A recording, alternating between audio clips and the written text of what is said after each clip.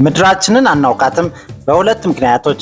አንድም ሁሉንም የዓለማችን ክፍል እየዞሩ የማየት እድሉ ስለሌለን፣ ሁለተኛው ብንሄድም በአንዳንድ የዓለማችን ክፍል የምንሰማው ነገር ከመረዳት አቅማችን በላይ በመሆኑ ብሩህ አእምሮ ያላቸው በሳይንስ የመጠቁ በቴክኖሎጂ የተራቀቁ ሳይንቲስቶችን ቢሆኑ ቢያንስ እስከዛሬ አብረውን አጀብ ከማለት ውጭ አማራጭ አላገኙም።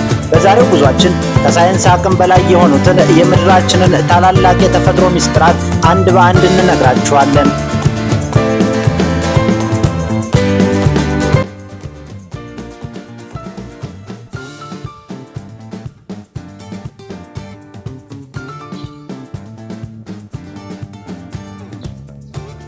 የዛሬን ይቅር በሉን። ለቤተሰቦቻችን በፍጹም የማይገባችሁ ቦታ ነው የምንወስዳችሁ። ከገቡ የማይወጡበት፣ ከሄዱ የማይመለሱበት፣ እንደ ወንዝ መውረድ እንጂ መውጣት የሌለበት ቦታ እዚሁ ምድር ላይ ነው። ታዲያ ባርሳ ክልሜስ ይባላል። ካዛኪስታን ሄደው ባርሳ ክልሜስ ሊሄድ ነው ካሉ ኑሮ መሮኛል ራሴን ላጠፋ ነው እንዳሉ ነው የሚቆጠረው። ንግርቱ የማያልቅ ሳይንስ ሊያብራራ ያልቻለ ከሰው ልጅ አእምሮ በላይ ነው ታሪኩ። ዋጥ ስልቅጥ አድርጎ አላየሁም አልሰማሁም ነው የሚለው። አስደናቂነቱ ግን ይህ ብቻ አይደለም፣ ፍጹም የማይገመት ባህሪ ነው ያለው። አንዳንዴ የዋጣቸውን ሰዎች ድንገት ይተፋቸዋል። የባርሳ ክልሜስ የሚለየው ግን የዋጣቸውን መጥፋቱ ብቻ አይደለም። ለብዙ ዓመታት ውጦ ያቆያቸውን ሰዎች አምልጠው ሲመጡ የሚያወሩት የማይታመን ስለ ጊዜ ያላቸው አረዳድም በፍጹም ከምናውቀው የተለየ መሆኑ ነው እንጂ። ብዙ ዓመታት ቆይተው የመጡ ሰዎች ይህን ያህል ዓመታት የት ነበራችሁ ሲባሉ ስለምን ዓመት ነው የምታወሩት? ለቀናት ብቻ ነው የቆየሁት ሲሉ መልሰው ያፈጣሉ። ነገሩን ከመሰረቱ እንንገራችሁ።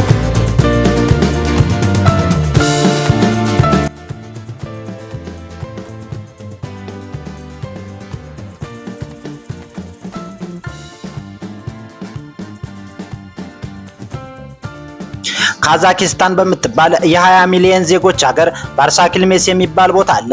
ባርሳ ክልሜስ የሚለው ቃል ካዛኪኛ ሲሆን ባርሳ ወደዛ ከሄድክ ክልሜስ በፍጹም አትመለስም የሚል ትርጉም አለው። ቦታው 133 ስኩዌር ኪሎ ሜትር የሚሰፋ ባህር ሲሆን ለብዙ ሺህ ዓመታት መሃሉ ደሴት ነበር። የባህሩን ዙሪያ አብዛኞቹ የአካባቢው ሰዎች በቅርብ ርቀት ያውቁታል። በባህሩ መሃል የሚገኘውን ደሴት ግን በነፍሳቸው የተወራረዱ ጥቂቶች ካልሆኑ አብዛኛዎቹ የአካባቢው ነዋሪዎች ደርሽ ብለውበትም አያውቁ። ባህሩን ከደፈሩ ጥቂት ደብጀኞች መካከል የተወሰኑትን አስደናቂ ታሪኮች እነሆ። በአንድ ወቅት ካዛኪስታን በድርቅ ተመታች። በአካባቢው የሚገኘው ሳር በሙሉ ደረቀ። ገበሬዎች ከብቶቻቸውን እየነዱ ለምለም ሳር ወደ ነበረው የባህሩ ዳርቻ መጡ። በጊዜ ሂደት ግን የባህሩ መጠን እየቀነሰ ሳሩም እያለቀ ከብቶቻቸው በረሃብ መሞት ጀመሩ። እናም ብዙ ከብቶች የነበሩት አንድ ቤተሰብ አይናችን እያየ ከብቶቻችን ከሚያልቁ ያደረገንን ያድርገን ብለው የማይደፈረውን ደፈሩ። በባህሩ መሃል ተአምረኛው ባርሳ ክልሜስ ደሴት ይገኛል።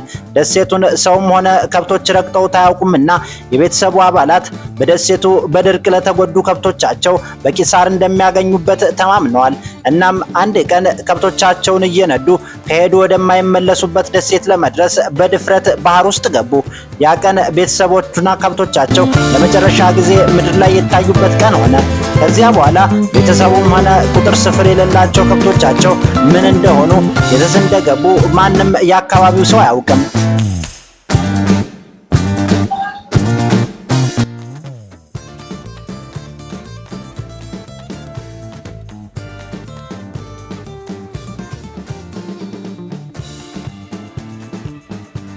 ባርሳ ክልሜስ አይገመትም። አንዳንዴ የዋጣቸውን ሰዎች በህይወት ይተፋቸዋል። ይህ እድል የገጠማቸው ሰዎች ታዲያ ተአምር ነው የሚያወሩት። ወደ ደሴቷ ከገቡ በኋላ የቆዳቸው ቀለም ወደ ሰማያዊነት ተቀይሮ እንደነበር፣ እዛ ያዩአቸው ሰዎችም ተመሳሳይ ሰማያዊ የቆዳ ቀለም እንዳላቸው በስፍራው መግለጽም ሆነ መረዳት ያልቻሉት ውስብስብ ቴክኖሎጂ እንደሚገኝ፣ በየዕለቱ ከየት እንደሚመጡ የማያውቋቸውን ትኩስ የቀብር ስፍራዎች እንደሚያዩም ይናገራሉ። ችግሩ ግን ያዩትም የሰሙትን ሲያወሩ ለሌላው ሰው ከአእምሮ በላይ ነው የሚሆነው። ሄጄ ላረጋግጣ ይባል ነገር ነፍስ ነው አሉ የሚነጥቀው። ይሁን ያዩትን ሁሉ እንመናቸው። ነገር ግን ይህን ታሪክ የሚነግሩን ሰዎች ማንም ከማይመለስበት ባርሳ ክልሜስ እንዴት ተመለሱ የሚለው ሌላው መልስ የሚፈልግ ጥያቄ ነው። ለዚህ የሚሆን አንድ አስደናቂ ታሪክ እንንገራችሁ። አንድ ጊዜ አብሮ አደግ ጓደኛሞች ጀብድ መስራት አማራቸው። የሰፈራችን ሰዎች ሁሉ የሚፈራውን ነገር ለምን አንሞክረውም አሉ። እናም ለረጅም ጊዜ የሚያገለግላቸውን ምግብና በቂ ቁሳቁስ ይዘው ባርሳ ኪልሜስን በቡድን ደፈሩት። ነገር ግን ጀብደኝነት የቀናቸው አይመስልም።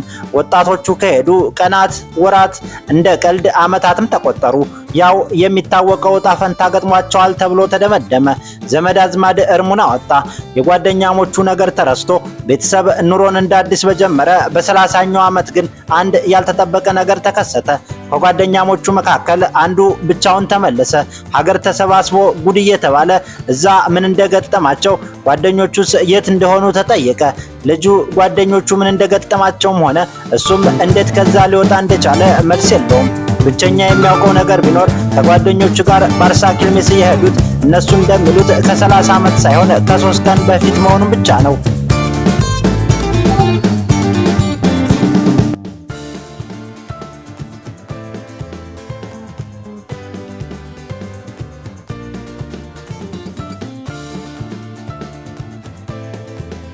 ባርሳ ኪልሜስ ካዛኪስታን ውስጥ ለብዙ ሺህ ዓመታት የሚታወቅ ሀገር ምድሩ የሚፈራው ቦታ ቢሆንም ታሪኩ ለመጀመሪያ ጊዜ የተዘገበው ግን እንደ አውሮፓውያን አቆጣጠር በ1848 ወይም ከዛሬ 277 ዓመታት በፊት ነበር። 1990ዎቹ አንድ የሳይንስ መጽሔት ስለ ቦታው በዝርዝር ከጻፈ በኋላ ደግሞ በመላው ዓለም ዝነኛ ለመሆን በቃ።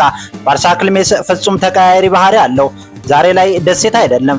በደሴቱ ዙሪያ የሚገኘው 133 ስኩዌር ኪሎ ሜትር የሸፍን የነበረው ባህር ከደረቀ ዓመታት ተቆጠሩ። ባህሩ የነበረበት ስፍራ ከፊሉ በፍጹም በማይጠበቅ መልኩ የሰው ልጅ የማይቋቋመው ጭው ያለ በረሃ፣ ከፊሉ በጨው የተሸፈነ አካባቢ ሆኗል። ዛሬ ላይ በአካባቢው የሚነፍሰው የበረሃ ንፋስና ከስፍራው የሚወጣው ጨረር ለሰው ልጅ ጤና አደገኛ በመሆኑ ሰዎች ወደዛ እንዲሄዱ አይመከርም። ወደ አካባቢው መቅረብ ከፈለጉ ግን ስፍራውን ለሚቆጣጠረው ባለስልጣን አሳውቀው ስለ አካባቢው ልዩ ዕውቀት ካለው ባለሙያና ከጥበቃ ጋር መሄድ ይችላሉ። ቀደም ሲል ከሰማችሁት ንግርት በተጨማሪ ወደ በረሃው ሲቃረቡ እጅግ አስፈሪ የእባብ፣ የጊንጥና ሌሎችም ለሰው ልጅ ጤና አደገኛ የሆኑ ፍጥረታት በአካባቢው ስለሚገኙ ሰዎች ዛሬም ድረስ ሄደውበት አያውቁም። ሳይንቲስቶች ስለ ስፍራው ማብራሪያ የላቸውም። ለመጀመሪያ ጊዜ ስለ ባርሳ ኪልሜስ የዘገበው የሳይንስ መጽሔት የሶቪየት ህብረት መሆኑን እየገለጹ የሶቪየቶች የፈጠራ ታሪክ ነው ከማለት ውጪ ማብራሪያ መስጠት አልቻሉም።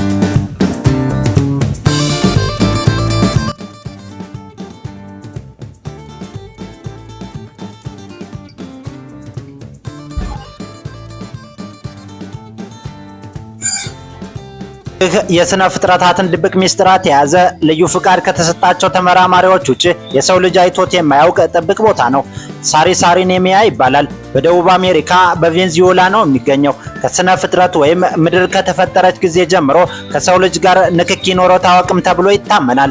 ይህን አይነት ቦታዎች በምድራችን ላይ ጥቂት ናቸውና ታላቅ ጥበቃ እየተደረገለት ስለ ፍጥረት አመጣጥ ምርምር የሚደረግበት ቦታ ነው።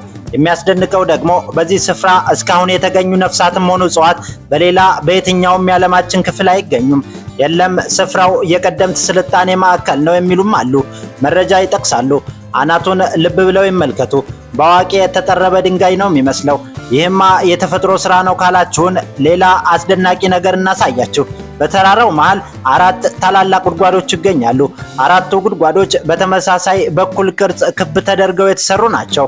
ትልቁ ጉድጓድ 352 ሜትር ስፋትና 314 ሜትር ጥልቀት አለው። በቂ ጥናት ስላልተደረገበት እንጂ 4ቱ ተመሳሳይ ጉድጓዶች የቀደምት የሰው ልጆች ስልጣኔ ውጤት ሊሆኑ ይችላሉ ብለው የሚያምኑ ሰዎችም ይኖራሉ። በእርግጥ ሳሪሳሪኔያማ ገና ሲመለከቱት የሆነ ልዩ ስሜትን ይሰጣል። ከብዙ መቶ ሜትሮች በታች እግሩ እስከ 25 ሜትር በሚረዝሙ ጥንታዊ ደኖች የተሸፈነ ነው። ደመናን ሰንጥቆ የሚያልፍ ሰማይን ደግፎ የያዘ የሚመስል ረጅም ቁመት አለው። በዚህ መድረስ የሚቻለው በሄሊኮፕተር ብቻ ነው። ሳይንቲስቶች በስፍራው የደረሱት እንደ አውሮፓውያን አቆጣጠር በ1974 ነበር። ቦታው መኖሩ ለመጀመሪያ ጊዜ የታወቀው ግን በ1961 አንድ አውሮፕላን አብራሪ በተራራው መሃል የሚገኙትን ጉድጓዶች ተመልክቶ ሪፖርት ካደረገ በኋላ ነበር። የአካባቢው ነዋሪዎች ግን ቦታው የመናፍስት ቦታ እንደሆነ ወደ አካባቢው የሚጠጉ ሰዎችም አደጋ እንደሚገጥማቸው ያምናሉ። ሳሪ ሳሪ የሚለው ስሙ ከዚህም የመጣ ነው።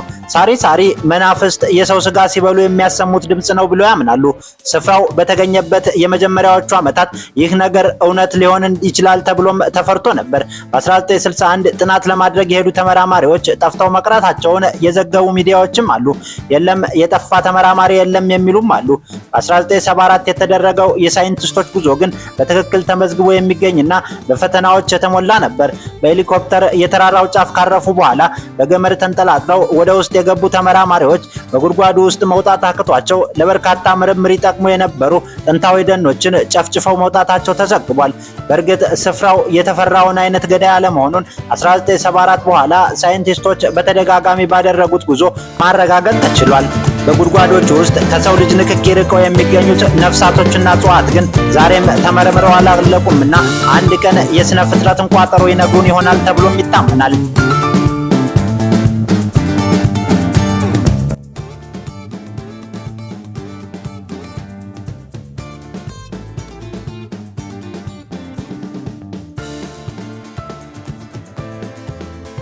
ሀብታም ለመሆን የመብረቅ ድንጋይ በእግር በፈረስ ታፈላልጉ የነበራችሁ ሰዎች የጠቋሚ ከከፈላችሁን የት መሄድ እንዳለባችሁ በመረጃ የተደገፈ ጥቆማ እንሰጣችኋለን። እዛው ቬንዙዌላ ነው ያለነው። በሰሜን ምዕራብ ቬንዙዌላ ሬሌ ፓንጎ ደል ካታቱምቦ ወይም የካታቱምቦ መብረቅ የሚባል ስፍራ አለ።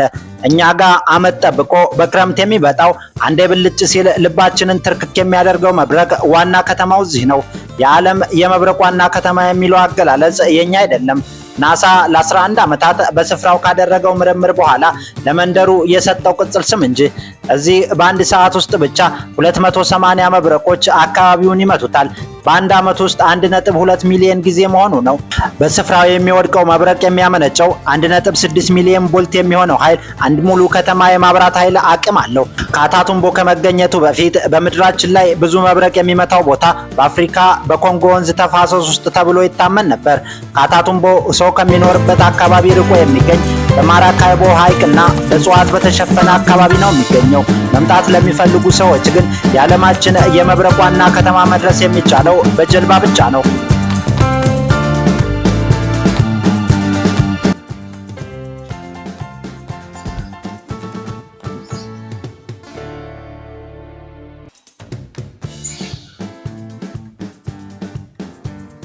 ይሄኛው በታላቁ አሜሪካ ነው፣ በሊቃውንት ሳይንቲስቶች ሀገር። ሳይንቲስቶቹ ግን የስፍራውን የተፈጥሮ ሚስጥር ከመፍታት ይልቅ ስም ማውጣቱ ነው የቀለላቸው። የሰይጣን ማንቆርቆሪያ ብለውታል። ሚኒሶታ ነው የምንገኘው። እንደ ማንኛውም የዓለም ክፍል በዚህም ወንዝ በድንጋዮች መሃል እየተንደረደረ ቁልቁል ይወርዳል። አንድ ቦታ ላይ ሲደርስ ግን እስከዛሬ ማንም ሊረዳው ያልቻለውን ታላቅ ሚስጥር ይፈጥራል። ወንዙ ለሁለት ይከፈልና ግማሹ እንደምታዩት ተፈጥሯዊ መንገድ ተከትሎ ወደ ታች ይፈሳል። ግማሹ የወንዝ ክፍል ግን እዚህ ጋር ሲደርስ እምጢባ ስምጥ በድንጋዮች መካከል ድንገት ይሰወራል። ሳይንቲስቶች ስፍራውን አጥንተን ደረስንበት ሲሉ ማብራሪያ ሰጥተዋል። በየት በኩል እንደሆነ ባንደርስበትም በድንጋዮች መሃል የሚሰወረው ውሃ ተመልሶ ከዋና ወንዝ ጋር ይቀላቀላል። ይህንንም የወንዙን የላይኛውንና የታችኛውን መጠን በመለካት አረጋግጠናል አሉ። ያው በመረጃ ማመንን ነውና ያስተማራችሁን፣ እስኪ መረጃ አምጡ ተባሉ። በርካታ የቴኒስ ኳሶችን በቀዳዳው በኩል ጨምረው ኳሶቹን ታች ጠብቋቸው አሉ። ተጠበቁ። ኳሶቹ ጠፉ። ግደለም ኳሶቹ ወደ ውስጥ ሰጥመው ነው የሚሆነው። በቀለም እንሞክረው አሉ። ቀለም ከመስጠም ይልቅ ከውሃው ጋር በቀላሉ ስለሚቀላቀል አሁን ትክክለኛውን ውጤት ጠብቁ ብለው ቀለም ደፉበት። ልፉ ቢላቸው ነው። ቀለሙም እንደ ቴኒስ ኳሶቹ ጠፋ። እናም የምድሩን ጨርሳ ጠፈርን በምታሰሰው ታላቅ ሀገር አሜሪካ ወንዝ የሚጠጣው የሰይጣን ማንቆርቆሪያ ወንዙን የት እንደሚያደርሰው መልስ ሊሰጠን የቻለ ሳይንቲስት እስከዛሬ አልተፈጠረም።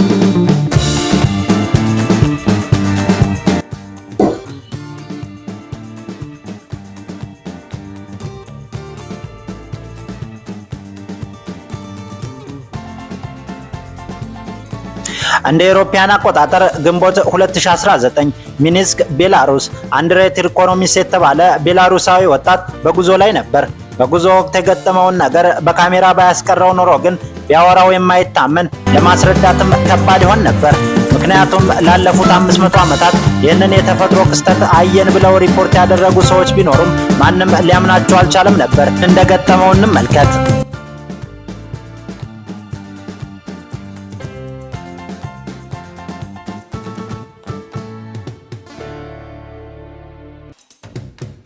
አንድሬ በካሜራ ቀርጾ ያስቀረውን ክስተት ከአጭር ማስታወሻ ጋር በማህበራዊ ገጹ ላይ ለጠፈው። በሰዓታት ጊዜ ውስጥ ብቻ ሚሊዮኖች ተቀባበሉት። ሚዲያዎችም ጋር ደረሰ። ሳይንቲስቶች ማብራሪያ እንዲሰጡም ተጠየቁ። መጽሐፍ ሲመረመሩ ከ16ኛው ክፍለ ዘመን ጀምሮ መሰል የመብረቅ ኳስ ማየታቸውን ሪፖርት ማድረጋቸው ተደረሰበት። ነገር ግን በካሜራ አልቀረጹትም እና ያመናቸው አልነበረም። ዓለም ለጉዳዩ ጆሮ መስጠት የጀመረው ግን በሁለተኛው የዓለም ጦርነት ነበረ። በውጊያ ላይ የነበሩ የጦር ጀት አብራሪዎች አንዳች እየተጠቀለለ የሚምዘገዘግ በራሪ ነገር ተመለከቱ። ያዩትን ነገር ሪፖርት ማደረጉ። ሪፖርቱ ነው የሚያስገርመው። ጦርነቱ በናዚ ጀርመንና እና አሜሪካ በሚገኙበት የአላይድ ኃይሎች መካከል ነበር የሚደረገው። የአላይድ ኃይሎች የጦር ጀት አብራሪዎች ናዚ እጅግ የተራቀቀ በአይነቱ ልዩ የሆነ ዘመናዊ ተዋጊ መሳሪያ ሳይፈበርክ አይቀርም ሲሉ ሪፖርት አቀረቡ። በዛው ቀን የናዚ የጦር ጀት አብራሪዎችም የአላይድ ኃይሎች የጦር መሳሪያ ሳይፈበርኩ እንዳልቀረ ሪፖርት ማድረጋቸው ተጽፎ ተገኘ። ለሚዲያ ፍጆታ ባይውልም ነሐሴ 2016 በሩሲያ ይህኛው ቪዲዮ መቀረጹም ቆይቶ ይፋ ተደረገ። እነዚህ ቪዲዮዎች ተቀርጸው እስኪለቀቁ ድረስ ሳይንቲስቶች የመብረቅ ኳስ የሚባል ነገር የለም ይሉም ነበር። አሁን ራሳቸው በፈጠሩትና በሚያምኑት ካሜራ ተቀርጾ በመረጃ ተደግፎ ቀርቦላቸዋልና በምንነቱ ላይ ምርምር እያደረጉ ይገኛሉ።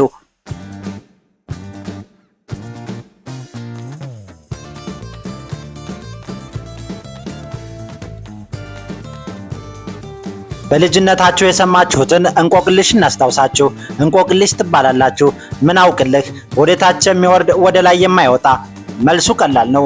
ወንዝ ትላላችሁ። በትክክል ተመልሷል። ይሄኛውን ቪዲዮ እስክታዩት ነው ታዳ። ከዚህ ቪዲዮ በኋላ ግን መሰል ጥያቄ ሲቀርብልዎት መልሰውን ባይቀይሩ እንኳን ቢያንስ ለሰከንድ ያክል ይህንን ቦታ ያስታውሱታል።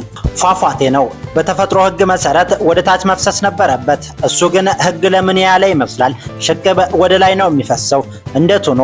ያው ተፈጥሮ አስደናቂም አይደለች? ይህንን አደረገች።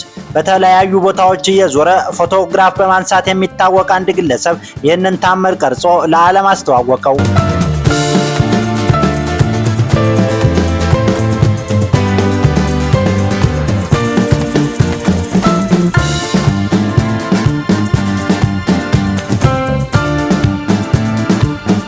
ውስጡ የገባን ማንኛውንም ፍጥረት ጭጭ ምጭጭ አድርጎ የሚገድል ወንዝ እንዳለ ያውቃሉ። ይኸው ካልነበሩ አማዞን ጫካ መካከልም ካልተመላለሱ ምናልባትም ሻናይ ቺምፒስካ የሚባል ስም ካልሰሙ ስለ ታምረኛ ወንዝ ነገረው። ወንዝ ያለበት ሰፈር ልጅ ከነበሩ ወንዝ ወርዶ ከጓደኛዎት ጋር ዋይቶ መመለስ የሚሰጠውን ደስታ ያውቁታል። የዚህ አካባቢ ልጆች ግን ያሳዝናሉ። ወንዝ ቢኖራቸውም ገብተው መዋኘት አይችሉም። እዋኛለሁ በሚል ተልካሻ ምክንያት እዚህ ወንዝ የገቡ ነፍስ ያላቸው ፍጥረታት ሁሉ በሕይወት ወጥተው አያውቁም። ዕጣ ፈንታቸው ወደማይቀረው ዓለም መሰናበት ይሆናል። ምክንያቱም ይህ የዓለማችን ብቸኛው የፈላ ወንዝ ነው። በሀገራችን ፍል ውሃ ሲባል ያውቃሉ። አንድ አካባቢ ላይ ፍል ውሃ በምንጭ መልክ ሲወጣ፣ በየትኛውም የዓለም ክፍል ግን ሙሉ ወንዝ ፍል ሆኖ ሲፈስ በርካታ ኪሎ ሜትሮችን ሲያቆራረጥ ታይቶም ተሰምቶም አይታወቅም። በሻናይ ቺምፒስካ ውጭ። ሻናይ ቺምፒስካ 6.2 ኪሎ ሜትር የሚረዝም ወንዝ ነው።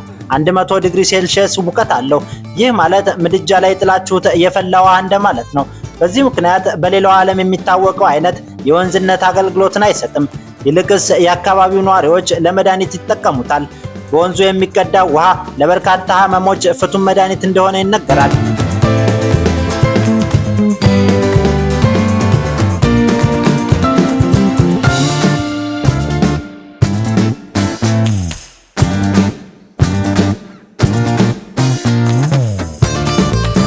ሁለት በፍጹም አብረው መኖር የማይችል ተፈጥሮዎች አሉ፣ እሳትና ውሃ። ውሃ ባለበት እሳት አይኖርም። ይህንን የተፈጥሮ ህግ ይዘው ወደ ኒውዮርክ ይምጡ፣ ተአምር ይመለከታሉ። ከቡፋሎ ሲቲ 15 ደቂቃ ቢነዱ ጭስነትሪ ፓርክ ይደርሳሉ። በዚህ የዘላለም እሳት ፏፏቴ የሚባል ፏፏቴ ሙሉ ወንዝ እሳት የማያጠፋበት ታምራዊ ቦታ ይመለከታሉ። ከቡፋሎ ሲቲ 15 ደቂቃ ቢነዱ ጭስነትሪ ፓርክ ይደርሳሉ። እዚህ የዘላለም እሳት ፏፏቴ የሚባል ፏፏቴ ሙሉ ወንዝ እሳት የማያጠፋበት ታምራዊ ቦታ ይመለከታሉ። በዚህ ስፍራ እሳት እንዴት ሊፈጠር ቻለ? ወንዙስ እንዴት አላጠፋውም? የሚሉት ስፍራውን የመጎበኘት እድል ያገኙ ሰዎች ከስፍራው ይዘው የሚመለሷቸው ጥያቄዎች ናቸው።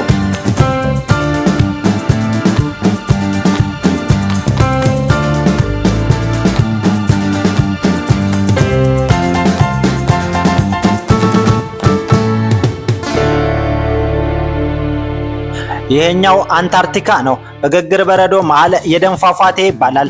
ሳይንቲስቶች የሰጡት ስም ነው። ከ1.5 እስከ 5 ሚሊዮን ዓመት ዕድሜ እንዳለው ይገመታል። በአጫ በረዶ መሃል ከየት እንደመጣ የማይታወቀው ቀይ ደም ድሮ አልጌ ነው ይባል ነበር። ሳይንሳዊ ትንታኔም ነበረው። የዘንድሮ ሳይንቲስቶች ደግሞ በቀደመው ትንታኔ ላይ ስህተት ተሰርቷል ይላሉ። ነገርየው አልጌ ሳይሆን በአካባቢው በሚገኝ የአይረን ማዕድን ምክንያት የተፈጠረ ነው ብለዋል። ነገር ግን በሙሉ አንታርክቲካ የሌለ አይረን እዚህ ስፍራ ላይ ብቻ ከየት መጣ የሚለው ዛሬም ድረስ መልስ ያላገኘ ጥያቄ ነው። እንደ ሌሎች መሰል አካባቢዎች ሁሉ ይህም ለተመራማሪ ሳይንቲስቶች ብቻ ጥብቅ የሆነ ቦታ ነው።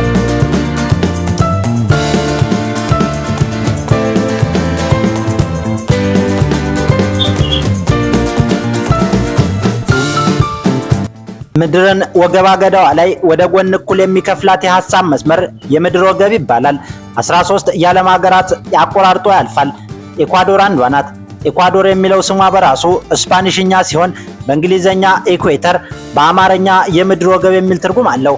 የምትመለከቱት ቦታ ምድር ለሰሜንና ለደቡብ የምትከፈልበት ወገቧ ሲሆን በቀለም የተሰመረው ቀጭን መስመርም ትክክለኛውን የሐሳብ መስመር ይወክላል።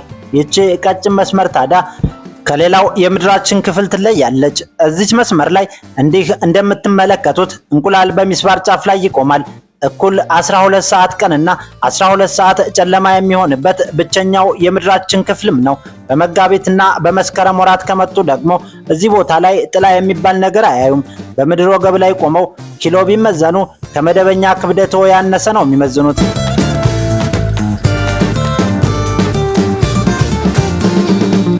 ክብራትና ክብራን ተመልካቾቻችን ለዛሬ ያቀረብንላችሁ ፕሮግራም ይህንን ይመስላል። አብራችሁን ስለቆያችሁ እጅጉን እያመሰገንን የዛሬን አበቃን። በሌላ ፕሮግራም ተመልሰን እስከምንገናኝ መልካም ጊዜን ተመኘን።